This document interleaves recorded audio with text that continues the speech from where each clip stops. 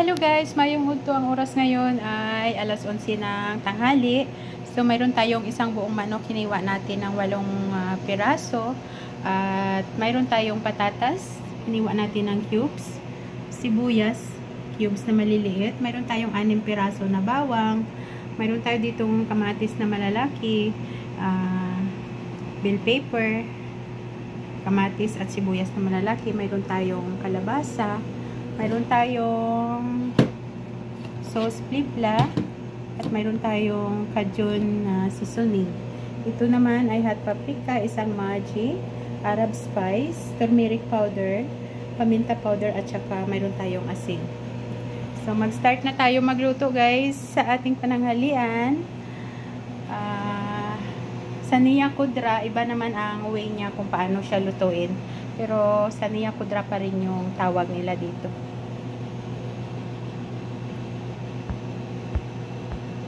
Hello guys, ayan, sa kawali, painitin lang natin din, maglagay tayo ng oil. Then lang natin siya mag-init ng mantika.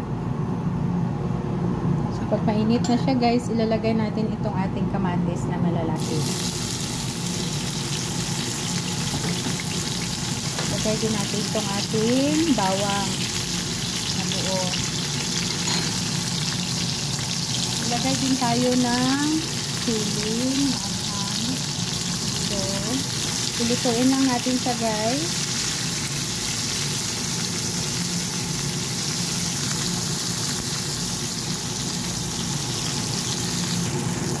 Pag medyo luto na siya guys, maglagay tayo ng 1 kutsara na tomato paste.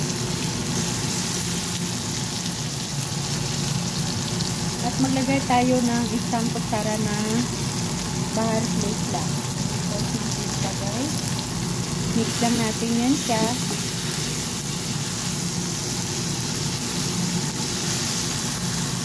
Pag lumabas na yung aroma ng ating bawang guys, tatanggalin na natin siya sa kawali. Palamigin natin para maigiling natin mamaya sa food processor. Ayan, tatanggalin lang natin sa kawali.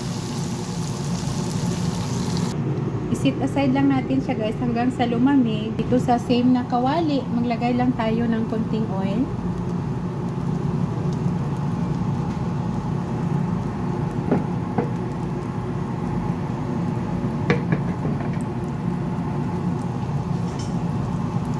Then, ilalagay natin yung ating manok.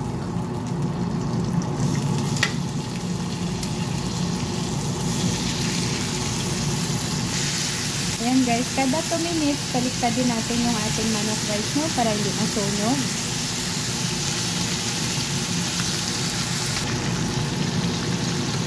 So, ayan na yung chicken natin guys. Pinabaliktad lang natin.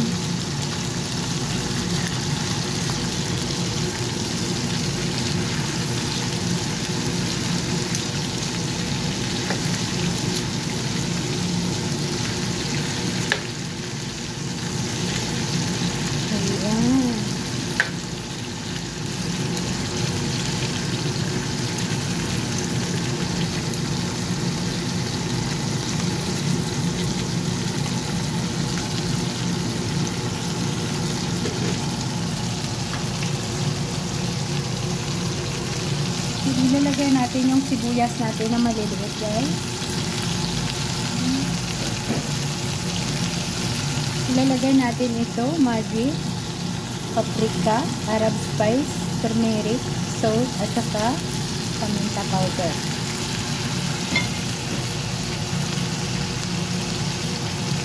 Yun, maglagay tayo ng cajun powder guys.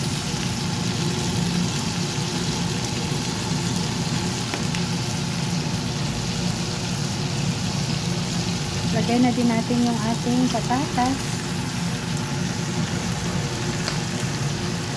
Meron tayong kalabasa. So, i-mix lang natin yan guys.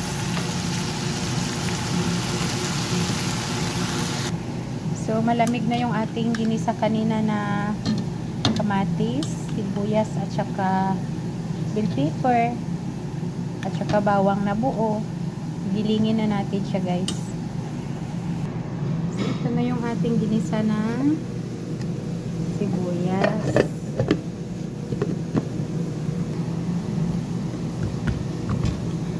Gilingin lang natin siya, guys.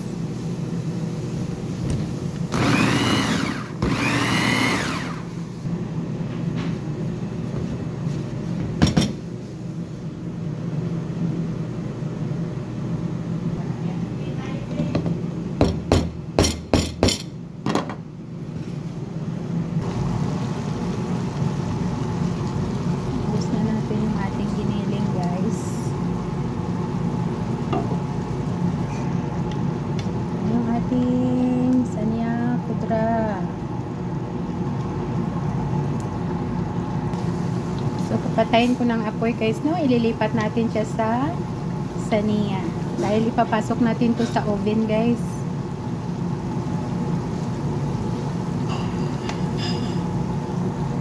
So, ililipat na natin sa ating Pyrex, guys, ang ating nilulutong manok.